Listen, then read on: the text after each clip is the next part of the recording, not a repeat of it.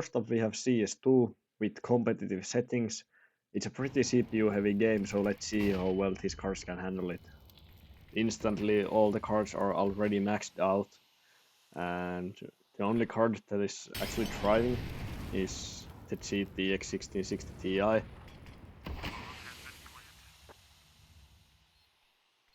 None of the cards are really stuttering a lot. You don't see any lag spikes. Let's see if there is anything now. Nope, they all handle it pretty well.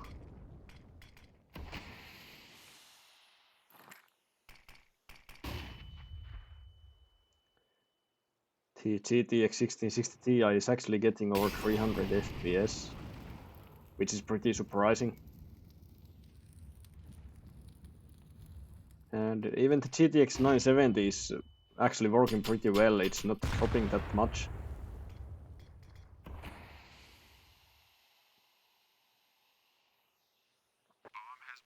But one thing that is a bit surprising is that the GTX 1650 is better than GTX 970. But you have to remember that the GTX 1650 is a lot newer card, and it actually has 4 gigs of VRAM. Unlike the GTX 970 that has 3.5 plus 0.5 gigs of VRAM. And it's a lot more efficient. Yeah, overall, all cards run well on CS2, but that was a bit expected since it doesn't utilize the GPU that much. Next up we have the Red Dead Redemption 2, and let's see how these cards perform.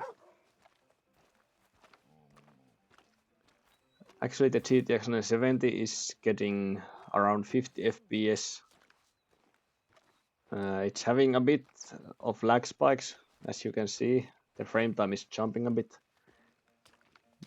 And the GTX 1650 is actually running pretty well. It doesn't have that much lag spikes at all.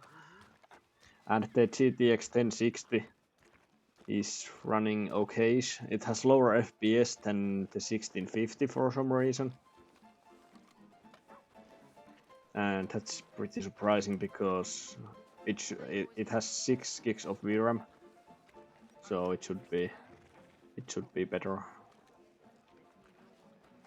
But the GTX 1660 Ti is running pretty well. I think I had enough.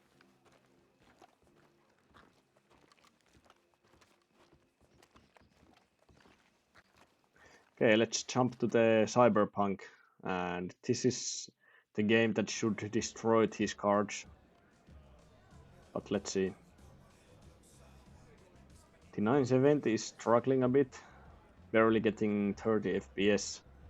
But the other cards are running at 40 FPS at least, and the 1060. The 1060 is running pretty well as well.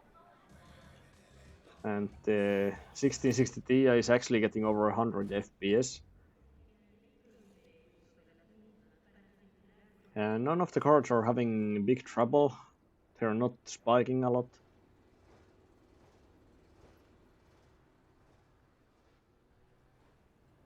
But everything is maxed out. But for some reason this game doesn't use that much of the VRAM, so the 6 gigs of VRAM doesn't matter that much. I don't know why that is, but it is what it is. And all the cards perform surprisingly well.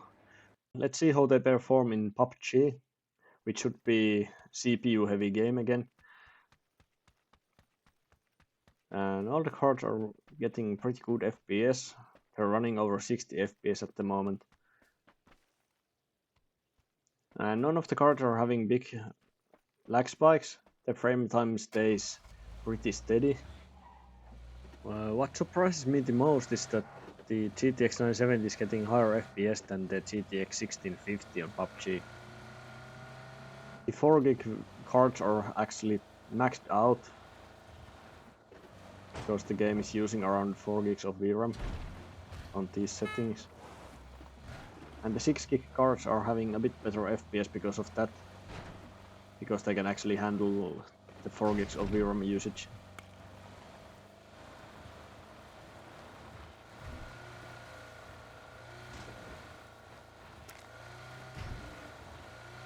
It's funny how little the GTX 1650 uses the power. It's only 70 watts when you compare it to the other cards that use like 120 to 150. So it's pretty efficient card. If you want to save on the electricity bill, you should get that card.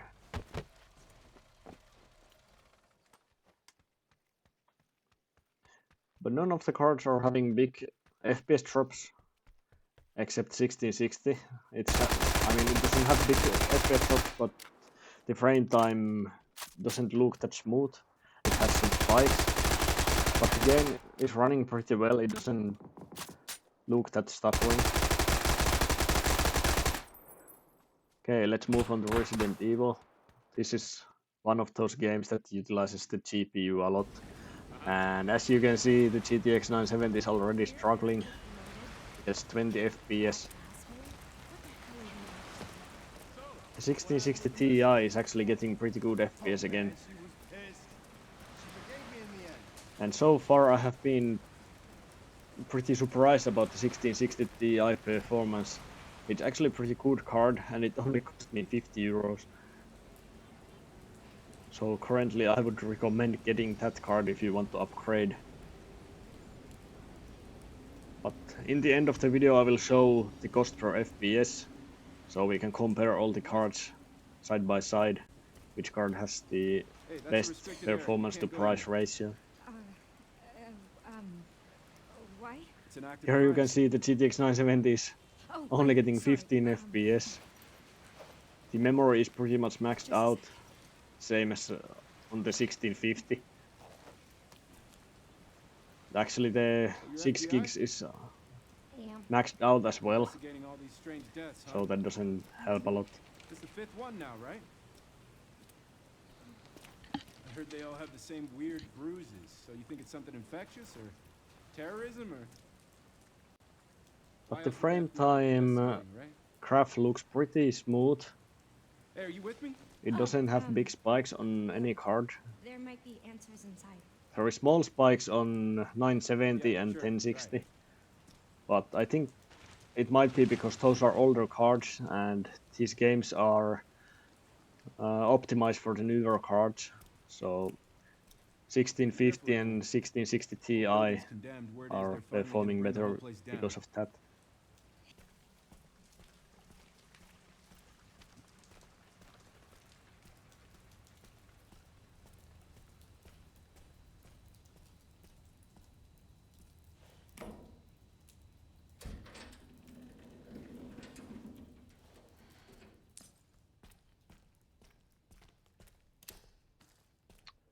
Let's jump to the GTA 5. Old legendary game, and this is the enhanced version. And as you can see, the GTX 970 and the GTX 1650 are performing pretty well. Both are getting over 60 FPS.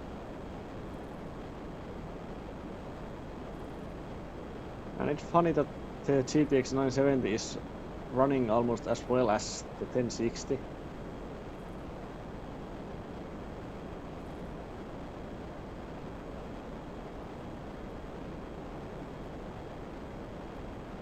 1660 Ti is already getting over 100 FPS at some point. But yeah, all the cards are running at around 60 FPS, which is really good since these are very high settings on 1080p resolution. My new website covers all three of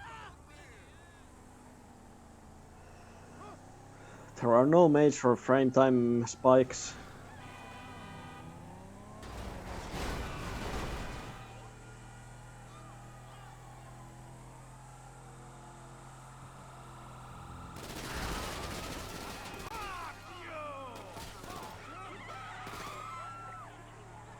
I think the GTX 1060 has been performing the worst compared to the price because it has had a lot of spikes.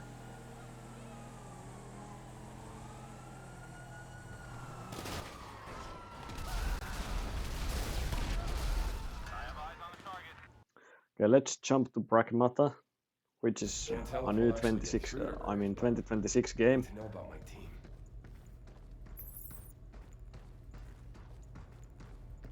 It's graphically very demanding. As you can see, the GTX 970, it's not even utilizing the shaders. Kids.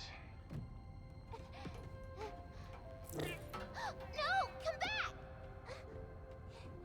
Diana! And as you can see, the GTX 970 doesn't even utilize the shaders correctly.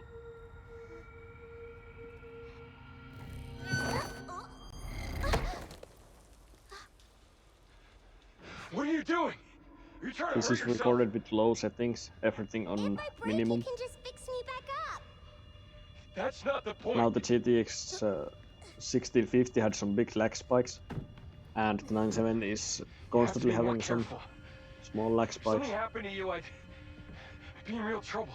But in this game, real trouble? 1060 is Why? pretty smooth. I mean, It hasn't had that when much you lag best spikes.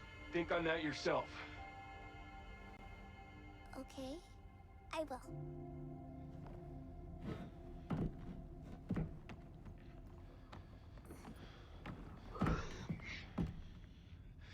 When we got cats. There will be a Or combat people. scene. Let's see how much the FPS drops there. A cat was the last thing I was expecting.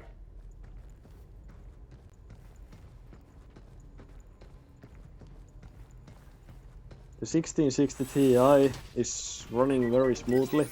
970 is having a lot of small lag spikes, and 1650 has some, but How you like this? on 007 First Light, it doesn't have that good FPS on any of these GPUs. It's one of the most demanding games on this benchmark, probably the most demanding one, so it's not a big surprise. But GTX 970 and 1060 and 1650 are all having trouble to have even 20 FPS, and these are all on low settings. Only the GTX 1660 Ti is having almost 40 FPS, but it's not nice to play with this FPS. I need you to look for the OBC unit inside.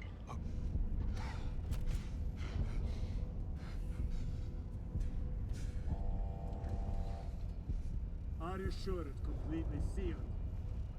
It's sealed. The only card that doesn't have big lag spikes is the 1660 Ti. Should I worry? Give me a sec. We got what we came for. Let's get the hell out of here. We get on the zap and in 3 weeks, strike gold in Brazil. All the other cards are struggling a The lot. others are preparing the final cleanup now. Okay, let's jump to the Forza Horizon 6, which is a new 2026 game, and it has been optimized pretty well, so I would expect it to have pretty good FPS. And as you can see, it's all on medium settings on 1080p resolution, and the 970 is getting almost 30 FPS. 1650 is running at around 35, as well as 1060. But the 1660 Ti is actually running at 60 FPS, which is pretty good. And none of the cards are having major lag spikes.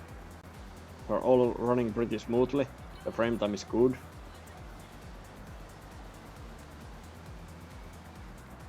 Okay, Silent Hill. And again, this is one of those more demanding games GPU wise. And as you can see, 970 is not running well at all. For some reason, this game just doesn't like to play on this card. And all the other cards are running pretty well. Even 1650 is getting almost 60 FPS, and so is the 1060. And 1660 Ti is actually running so well that it has over 80 average FPS, and it doesn't have any lag spikes at all. But as you can see, the 970 is struggling a lot. It's constantly spiking, and there are big spikes all the time. 1060 has some small lag spikes, but it's still playable. And this game is using over 4 gigs of VRAM as well, so the 6 gig cards are performing a bit better. But yeah, this is how well these cards run.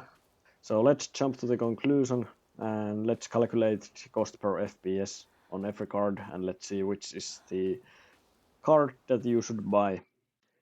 Here is the FPS table.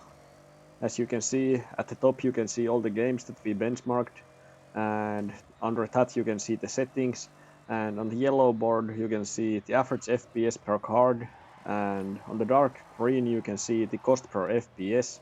The light green means the highest values that we got. So the GTX 1660 Ti won on every game with the average FPS, and surprisingly the GTX 970 won with the cost per FPS on almost every game except the Resident Evil and Silent Hill. And GTX 1660 Ti came in draw with 1650 on Resident Evil. So in conclusion, the GTX 970 is the value king, and if you like to play games that has lower GPU usage and the games are CPU heavy, then you're probably good to go with the GTX 970. But if you look at the GTX 970 average FPS on every game, you can see that in 2026 that card is struggling a lot. You can barely get like 30 FPS. So if I wanted a new cheap card, I would definitely go for the GTX 1650 at least, because it's a lot newer card. It has more VRAM, or the same amount, but you get the point. Because the GTX 970 VRAM is a scam. But if you want a decent card for pretty cheap price, you can go for the GTX 1660 Ti or 1060. But the jump from 1060 to 1660 Ti is pretty high on every game.